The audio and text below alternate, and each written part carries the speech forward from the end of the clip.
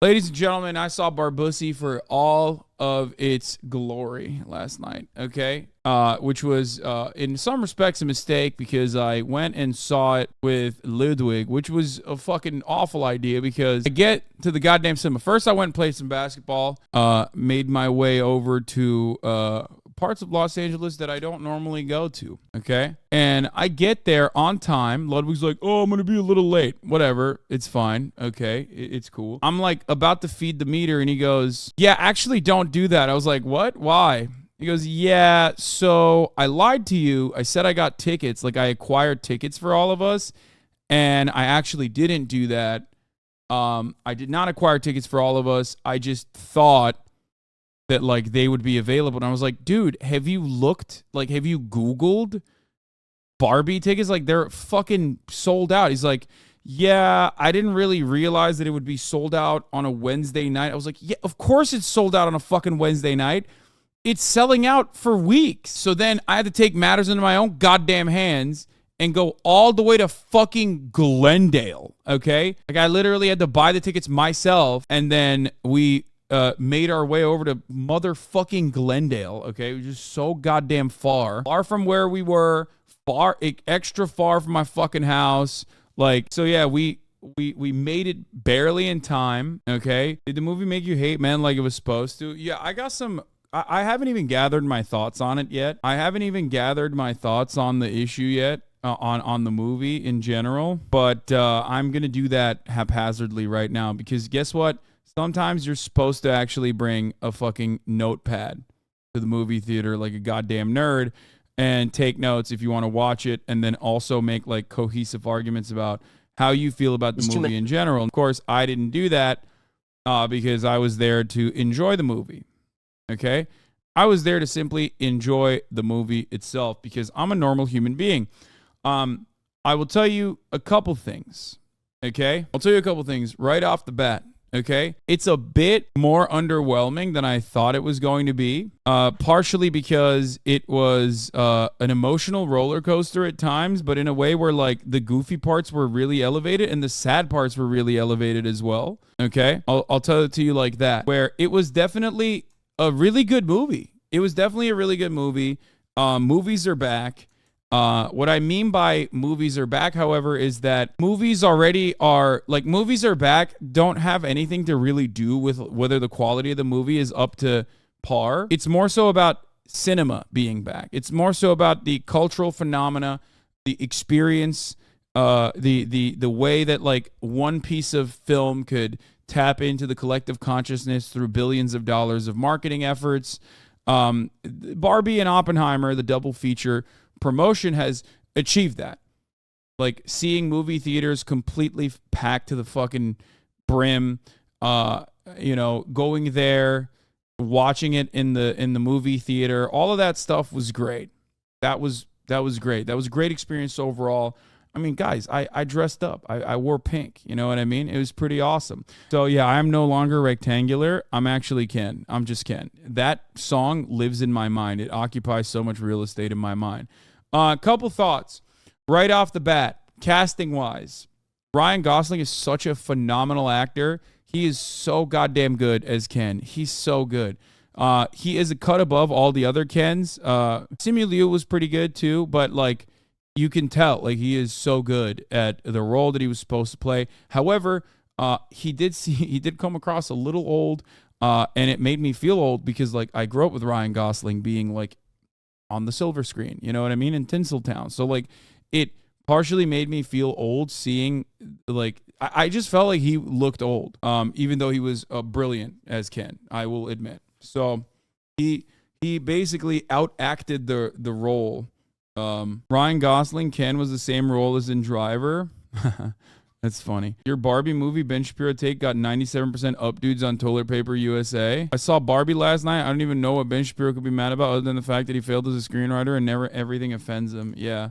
I mean, it's true. Barbie is so pro-men. It's insane. Yeah. Okay. So before we get into the politics of the movie category, a couple things that stand out for me.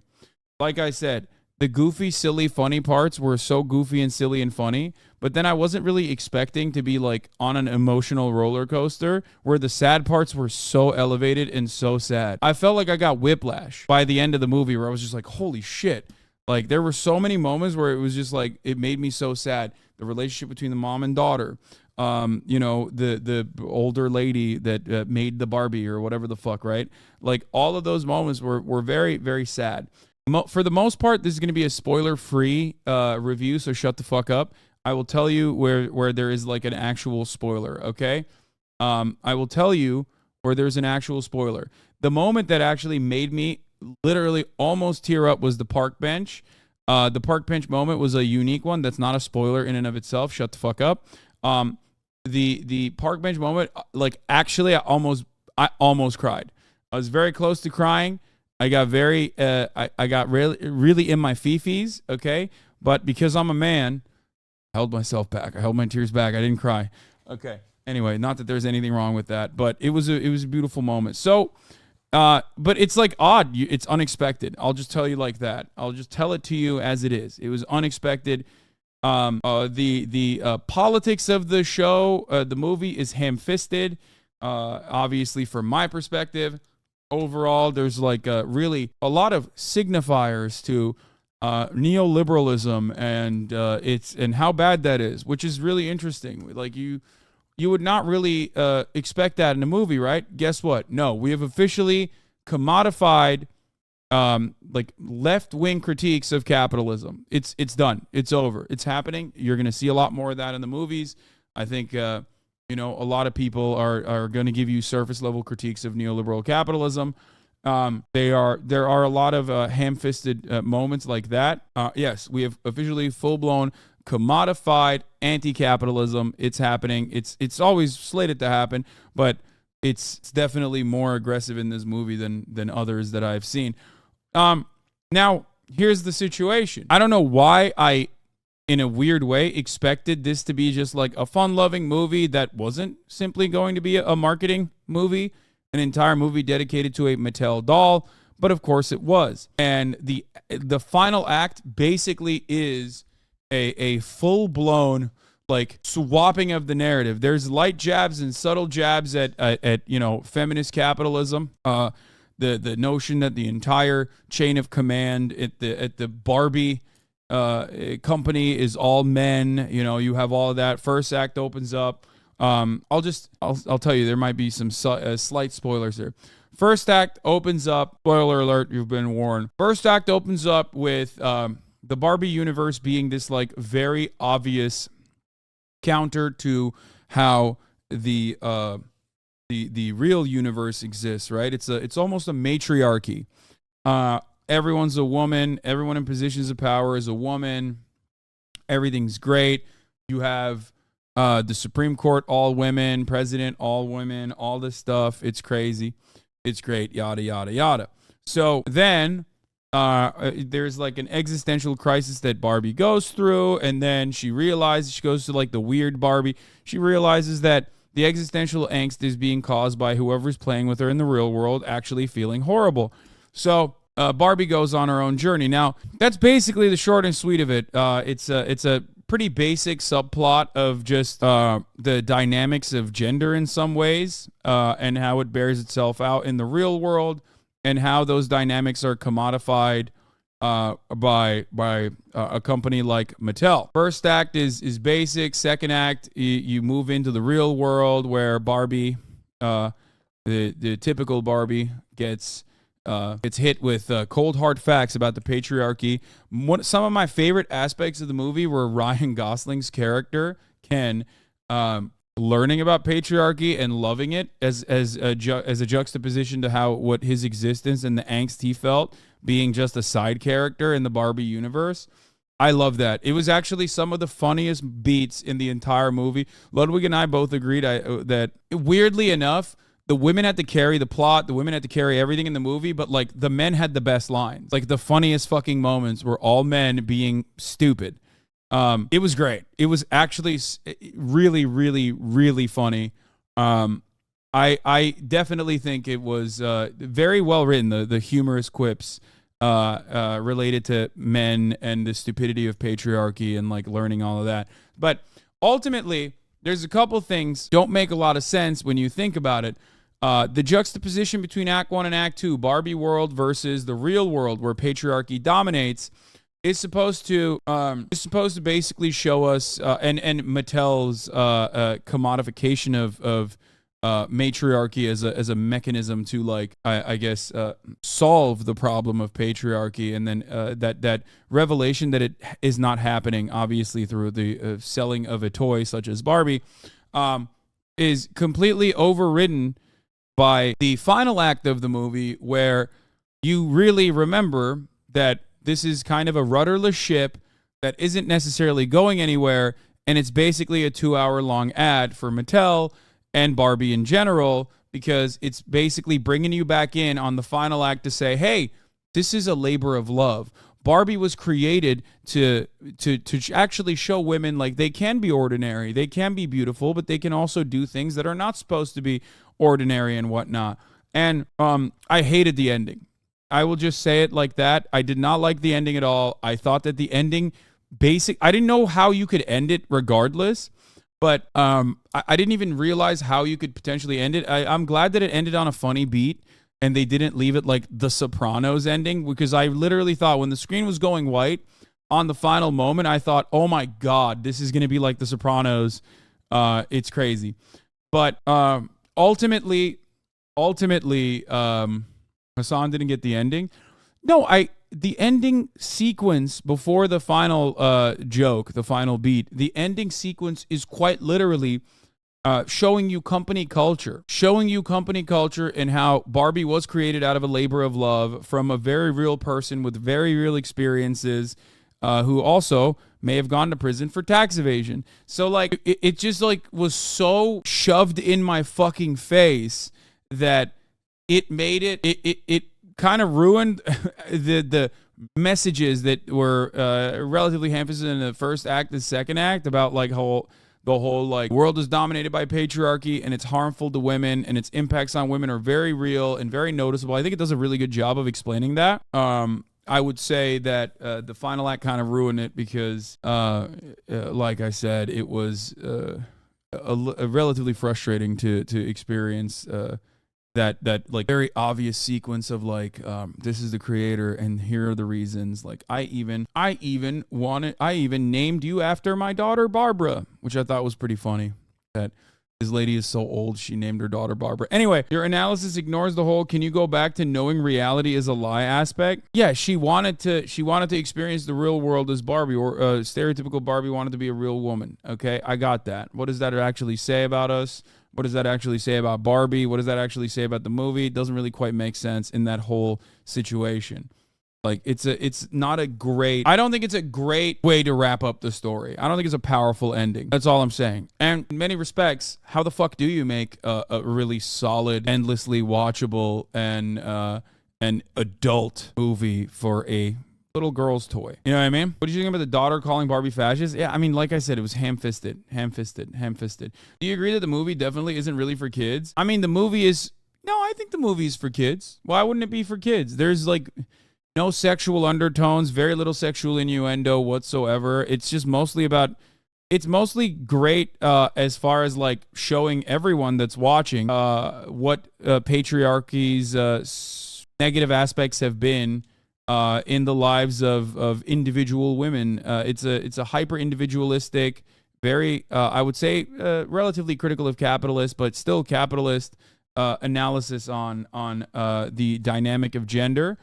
One thing that I had seen before I even watched the movie that I thought was very interesting, and it just like stuck with me, was that under a patriarchal construct, women are supposed to be servile and work in service of men, and they exist simply to serve men. Whereas in the matriarchal construct of Barbie Land in the beginning, women are dominating everything, but they're not dominating the men. The men are just kind of there. Now, I don't know if that's because we don't have a decent enough understanding of what like misandry would work in a matriarchal setting versus how misogyny works. in a patriarchal setting, we know very well. I don't know if that was the reason why, because there's not enough it was not very, maybe it was a lack of imagination, maybe it was not very inventive, or maybe it's because women just kind of don't want to do anything mean to men if they're in positions of power. Like they just want to make sure that they dominate, but they don't have necessarily a systematically violent outcome in the same way that the patriarchal constructs immediately relegated to chaos and dominance of women. There are too many femcells for that. I think it followed a joke that Ken's just being accessories to Barbies. Yeah, for sure. It could be something as simple as that. Wasn't the Barbie shooting the Kens like men treat women in the real world, and I felt the point was missed in the movie? No. I don't think the Barbies treated the Kens like men treat women in the real world at all. Not at all. They didn't make the Kens servile at all. They basically just made the Kens exist. The Kens themselves were rudderless and did not have a sense of direction or a sense of duty beyond being admired by the Barbies. They wanted to be ogled by the Barbies, but they were basically just there. They wanted to be more than just beach, which is understandable. I think there was in that circumstance, the point is that the Kens also were rudderless, and they wanted something as well for themselves. I don't think the movie does a really good job of showcasing what that society would look like, what a perfect society would look like. Regardless, do you think the Ken's arc could be used as a commentary on incels and how men radicalize, even though it was very silly in the movie? Because in the real world, patriarchy exists from the beginning, especially in the Western world, and incels radicalize because of not having access to that promised power. And feeling like they are embarrassed. It's a sense of embarrassment and powerlessness that they experience under capitalism that they feel is not being given to them on the boundaries of gender, because capitalist patriarchy dictates that you as a man are out there to fuck shit up and take it, and you're not allowed to do it. So you, instead of getting mad at capitalism, you get mad at feminism, because you think well, that's what's fucked up about this. It's I'm not allowed to be myself. I'm not allowed to be a man. Whereas in the other one, in the Barbie movie, you just kind of learn about it in a silly, goofy way. I thought the incel radicalization thing was kind of the point. They even made a Snyder Cut joke. I mean, I don't know what their intention was, but I still think that ultimately it was or maybe I just didn't understand it. Remember how Ben said the only comedy was in the first 2 minutes of the movie? That's so stupid, because it was a very funny movie throughout. Every part that I'm fucking glazing Ryan Gosling, but every fucking part that Ryan Gosling was in was so goddamn good. Margot Robbie was incredible as well, but holy shit, Ryan Gosling, it was so fucking funny.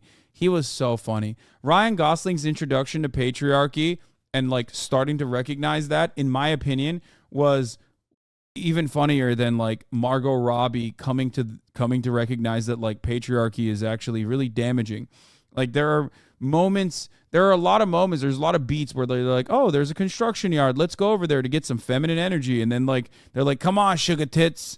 It was that is supposed to be funny, but I don't think that it was as funny as Ryan Gosling and his moments, him discovering trucks and Century City. Hospital skit was really funny. Exactly. Him being misogynistic, learning patriarchy and then being misogynistic to random people.